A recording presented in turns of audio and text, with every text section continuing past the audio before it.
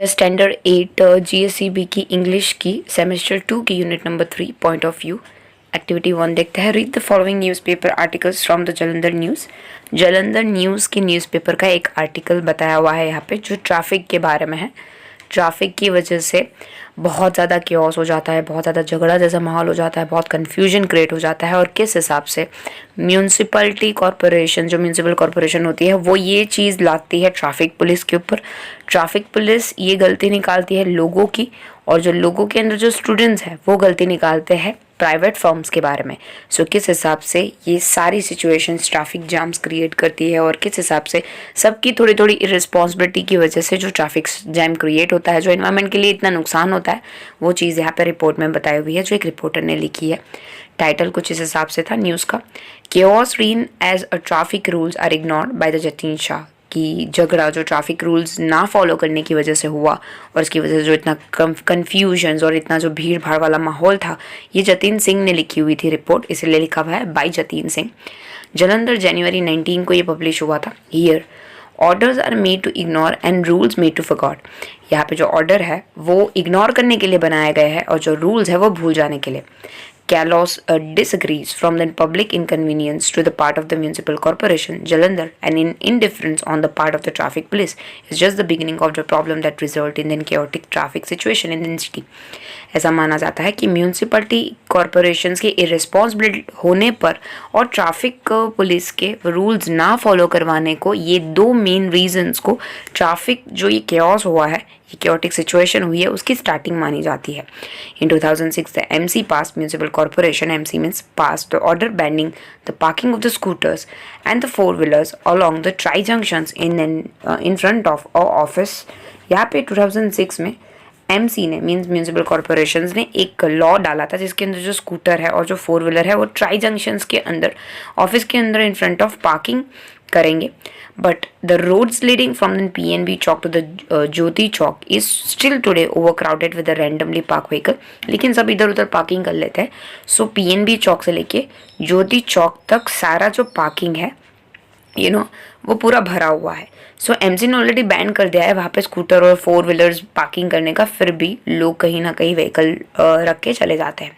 N official from the MC said, जो main head है MC, वो बोलते हैं कि we have done our part, हमने हमारी ड्यूटी तो बजा ली है, we pass the order properly, हम लोगों ने ऑर्डर पास कर लिया है, it's not our job to police the street. उन्होंने बोला ये हमारी जॉब नहीं है, ये पुलिस का जॉब है अभी उन्हें ये फॉलो करवाना। Even though year have elapsed since the delivery of the MCC's order, we can no see visible efforts to correct the problem।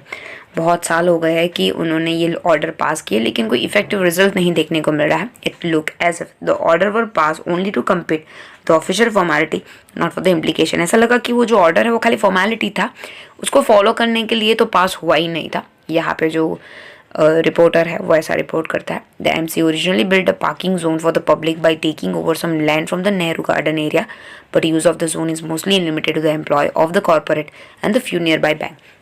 ऐसा भी लिखा है रिपोर्टर ने कि जो MC है म्यूनसिपल कॉर्पोरेशन है वो नेहरू पार्क जहाँ पे गार्डन है वहाँ का थोड़ा हिस्सा ले लिया है सरकार को ऐसा बोलकर के पार्किंग जोन बनाएंगे। पार्किंग जोन तो बनाया लेकिन उसकी मोस्ट ऑफ द एडवांटेज आम जनता को नहीं हो रहा है, लेकिन बहुत बड़ी कंपनी के कॉर्पोरेट के एम्प्लॉय है, कुछ बैंक है आजू बाजू, उसके फ़ायदे उनके व्हीकल वहाँ पे जा रहे हैं, लेकिन पब्लिक को रखने के लिए गाड़ी रखने के लिए एक्चुअली जगह ही नहीं मिल रही है। MCs ने बोला था कि ये पब्लिक के लिए है, लेकिन जनरली MCs अपनी प्रॉमिस पे खड़ी नहीं है। When the Tribune visited the parking area, there were just a 15 car around the 30 scooter parks, most of which belonged to this employee, and at the same time, there was a long queue of the vehicle parked along the side of a road. Vehicle on the road were the park on the haphazard manner and blocking the flow of the traffic, and the only no parking signs we found were in the hidden corner।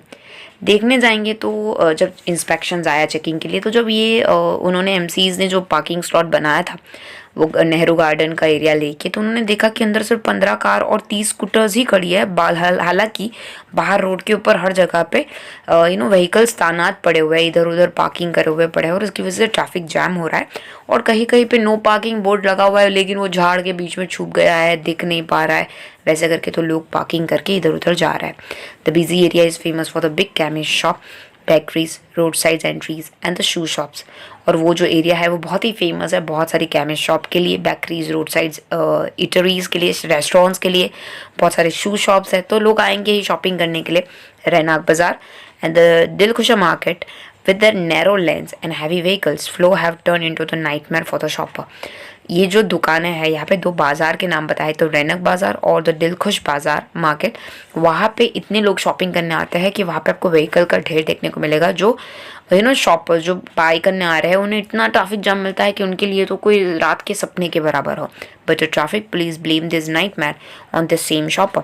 लेकिन traffic police क्या करती है, ये सारा blame shopper के ऊपर डाल देती है कि शॉपर इधर है इसीलिए इतना ट्रैफिक हो रहा है। एक्चुअली ट्रैफिक पुलिस उसको कैप्चर ही नहीं कर पा रही है, उन्हें रूल्स ही नहीं लाद पा रही है उनके ऊपर। They claim that when the parking area was constructed on the building operated transfer basis on in August 2006, the public failed to utilize it। यहाँ पे ऐसा माना जाता है कि 2006 में एक नया लॉ आया था कि आप नई बिल्डिंग का कंस्ट्रक्शंस करोगे तो आपको पार्किंग बनानी ही बनानी पड़ेगी, लेकिन जो कस्टमर है वो यूज़ ही नहीं करते वो पार्किंग का। भले ही वो इंस्टीट्यूट वाले ने पार्किंग बनाई हो, वो शॉपर वाले ने बनाई हो, लेकिन वो यूज़ ही नहीं करते, उसको यूटिलाइज ही नहीं करते। People here do not abide by the rules. The same people would never run the traffic signal abroad, but here they need the constant supervision which is impossible, said the traffic police officer। Traffic police ने बोला कि हाँ rules है लेकिन लोग उसे follow नहीं करते, साइन बोर्ड भी लगाया लेकिन उसको भी फॉलो नहीं करते। अभी हम लोग का एक एक सेकेंड वो चीज़ें देखना, उसे टोकना वो इम्पॉसिबल है, ट्रैफिक ऑफिसर ने ऐसा बोला। But the people who frequent some of the cities oldest बाजार in an area have their own justification। लेकिन जो लोग हैं अंदर बाजार के अंदर उसके अपने ही और एजेंडे हैं, अपनी ही कुछ और बातें हैं। जैसे कि स्टूडेंट्स ने बोला रिपोर्टर को कि authority charge too much for the parking. जो अथॉरिटी है वो बहुत ज़्यादा पार्क करती है, जैसे कि बहुत ज़्यादा पैसे मांगती है पार्किंग करने के लिए। अगर सपोज भी हम लोग थोड़ा बहुत बाई करने के लिए आए हो, सो हम लोग को 25 रुपये देने पड़ते हैं 15 से 20 मिनट के लिए। So if you just wanted to guzzle a tomato soups and have a quick bite of a tikki corner you shouldn't have to pay the so much. वो बोलते हैं अभी हम लोग सिर्फ यहाँ पे खाली थोड़ा टोमेटो सूप पीने आए हो और थोड़ी टिक्की, आलू की टिक्की खाने आए हो, उसके लिए 25 रुपये कौन देगा? यू शुडंट हैव टू पे सो मच। इतना ज़्यादा पे करने की ज़रूरत ही नहीं है, इसीलिए हम लोग यहाँ पे पार्किंग कर लेते, इतना ज़्यादा पैसे लेने की क्या ज़रूरत है।